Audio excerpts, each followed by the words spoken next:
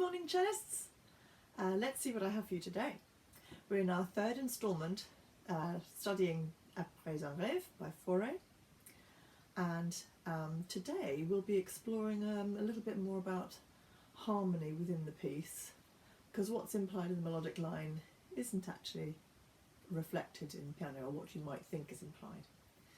So before then, let's look at technicals. Today I've actually got three. The first one is a scale, and it's actually going to be a B flat minor harmonic.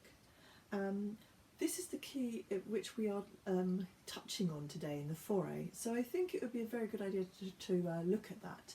I mean, if you think of it in terms of its relationship with the C minor that Faure is in, actually these are a set of effectively subdominant relationships, because if you go a fourth up from the C minor, we become to F, and we will be touching on F through, and then to the B flat.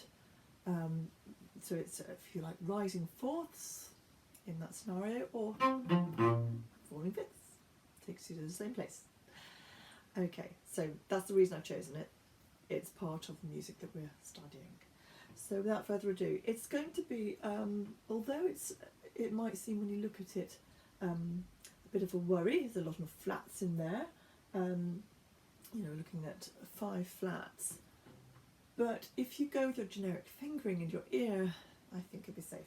So the generic fingering is going to be in the pattern of 1 3 4 1 3 4 1 2 4 1 stretch 2 4 1 stretch 2 3 1 2 1 2 1 2 3. So if you think of it in terms of the hand shape, we're in the lower octaves always using 1 and 4. So just decide, are you using 2 or 3 or a stretch 2 or a stretch 3. You know, there's the only piece of information we need is what's in the middle. So in this case it's just a 3, a 3, a 2, a stretch 2 and another stretch 2. Okay, so that's less to think about. Let's see if it works. So we have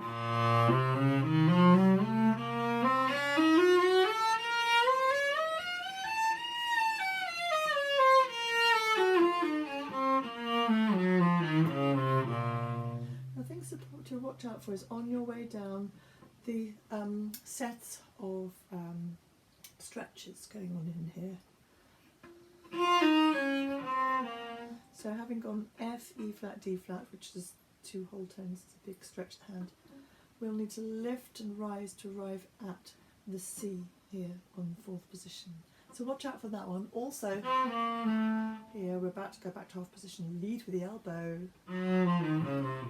And as you just finish off the scale, a bit of rotation to the G string. It's all in the ABRFM book in the grade 8 section, if you want to have a little look at it there. It's worth a go. Right, 2 more technicals. One of them is a type of arpeggio, but with a difference.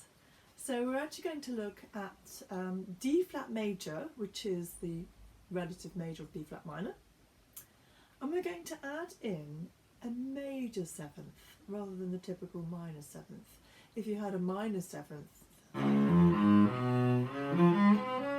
you'd be looking at a dominant 7th, but that's far too ordinary.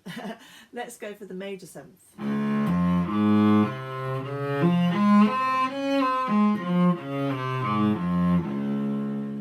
Beautiful harmony there. So we've got D flat major, just regular start there, then add in the C natural, which is the leading note to the D flat again. At this point I'm just stretching to 3.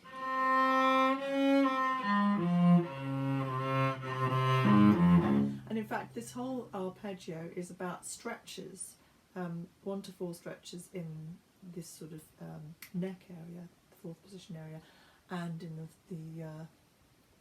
1st position or half position. And that directly relates to the Feuillard study, which is looking at those stretches, and it relates to the Faure, where he uses that harmony, the D flat with a major 7th harmony. Now another way to describe that, depending on the emphasis in the bottom part, is as an F minor with an added 6th. And so F minor arpeggio, if I just take it 1 octave there, if you added in a 6th, That D flat. It's the same notes, just rearranged.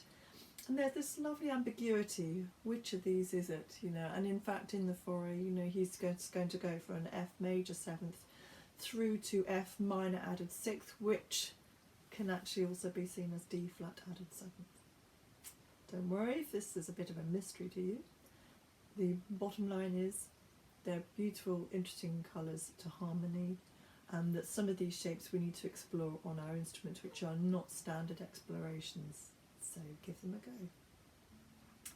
My final technical is going to be about octave leaps. Now, we have looked at these before when discussing inarticulate shifts, and I think I referred you to some of the Feuillard daily exercises rather than the book that we're working on. Let's make up our own, and it's going to relate directly to Faure, and I'm going to do falling octaves and then rising up. And I'm going to use for this the section of the cello between the C that we will have in the Faure and the Fs. And in order to make this kind of make harmonic sense, I'm going to suggest that we use the top notes of the F harmonic minor scale. So that would be C, D flat, there's the link, what we just looked at, then E natural, and F. We'll also be actually, funnily enough, touching on a C major harmony, which has got that E natural in it, and this is all to do with the shapes and harmonies that Faure is working with. So starting with this high C, we're going to use third finger, but come back to second. Then do a little shunt shift, back to second on the D flat. Now go up to E natural, back to second on E natural. And F is another nudge shift, back to F on the second. And the idea of this is that we're now following exactly the fingering of Faure. 3 at the top, 2 at the bottom. So in actual fact, you are, in physical terms, you're actually rising and falling by a major 7th. Let's momentarily decide why that is. So if my third finger's on this high C and my second on the lower, then my second up here is on B natural. So in physical terms, I am actually rising up a major 7th, but because I'm using a third finger to play the note, I then have an articulate shift of an octave. Explore it. It's really very nice and free, and in fact, if you by beginning at the top, your arm should be nice and high, so it should be a little bit freer to come back to the lower octave and back up again to the top. There's enough technicals. Now let's do the third section of the Feuillard study, number 15. We've just arrived at bar 10. In this bar, we've just got a regular dominant 7th.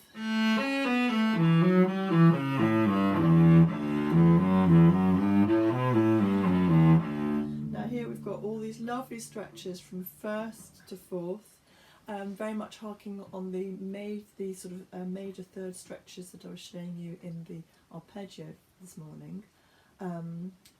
So going up and down the C string, make sure you get a really good arm rotation, so you get good arm weight into the top of the fingers, so that you can make good contact with the fingerboard and therefore good tone quality. And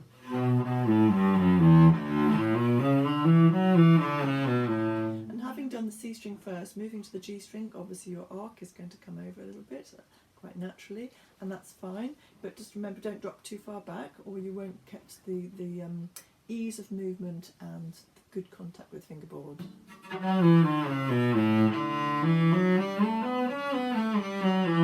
Watch out for this one in bar 13. The others have had the stretch in the 1st position and the 4th.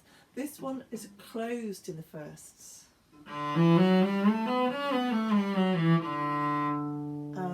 And sort of implied A7, a dominant 7th. But you hear in there as well a little bit of our whole tone scale that we were looking at yesterday. So fairly straightforward, but just watch out for this close.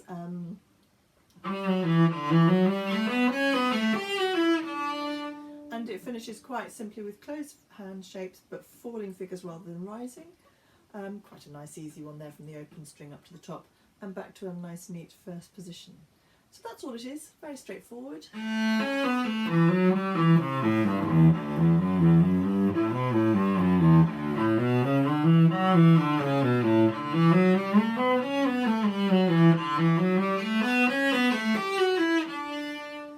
I think when you play a study, think of it in a musical phraseology. Even though it's there for a technical reason, there's no reason why you can't sort of make it feel like it's a shape and pretend that it was part of an exploration in a sonata or a little melody. That's all we have for the Feuillard today. Now moving on to the third section of Faure, we ended at bar 26.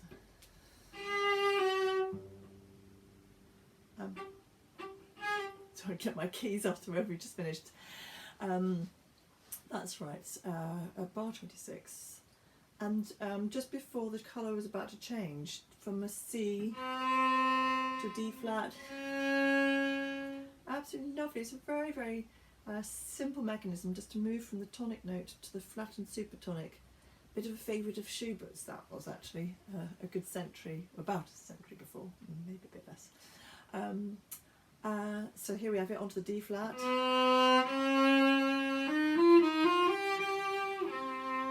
And in fact, at that moment of the D flat underneath, there is the harmony of, the ambiguity of D flat and with seventh and the F minor with an added sixth in it.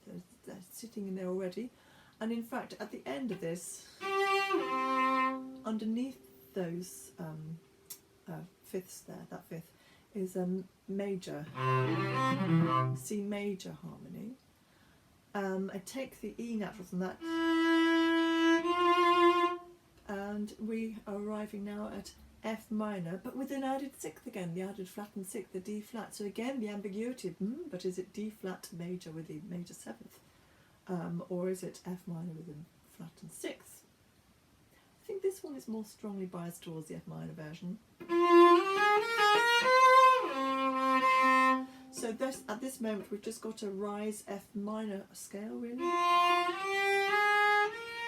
Now at this moment, a little bit of technicals. We're going to move in telescopically by a semitone.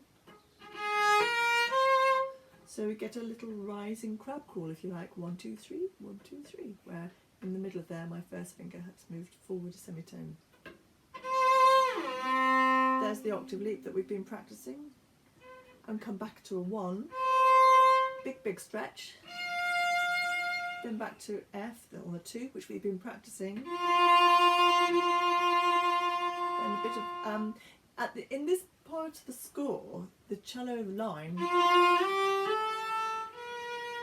sounds like an F major rise, although it brings in a D flat at the end of the line. In actual fact, underneath there, it's really beautiful harmony. It's actually already arrived with a B flat undercurrent. We're moving to B flat minor, and at this point there's a suspended 9 and a suspended 4th over that, which is basically, it's like your F major harmony, but put over a B flat pedal. Don't worry if you don't understand, but what I am saying to you is it's not what it seems melodically on the line. On the line there, it just looks like a whole load of F major, moving to B flat minor. It's what it looks like, but actually we've already arrived in the B flat key with suspended harmonies at bar 32. Listen to a recording at that point and see if you can feel what I'm describing there.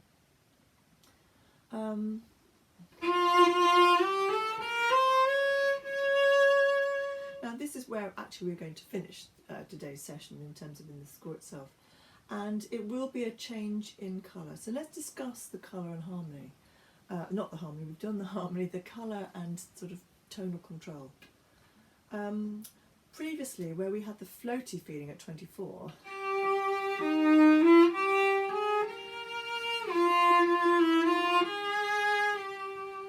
then at this point it feels dark and mysterious, so make it feel dark and mysterious. I'm towards the point.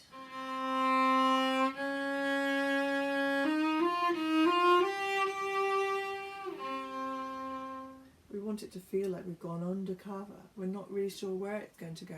Then a little bit more optimistic with the E natural. So we're bringing in more of the crescendo. It says crescendo poco a poco.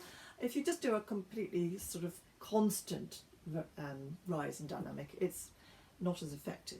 So better to keep lids on it and then do slightly more like tierced or terraced dynamic. So we're pushing on this E natural.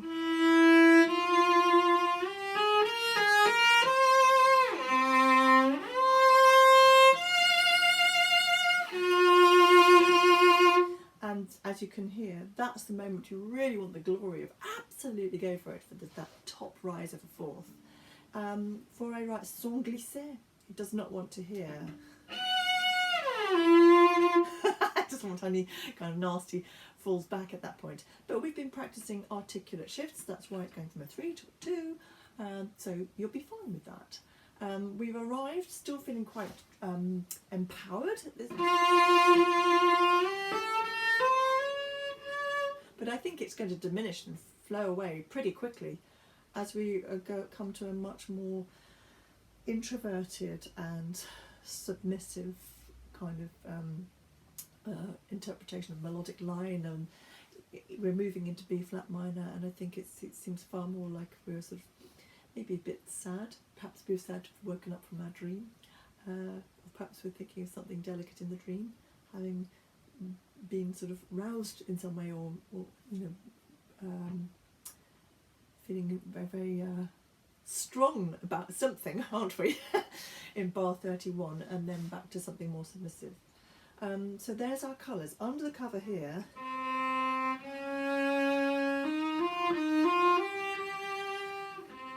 more.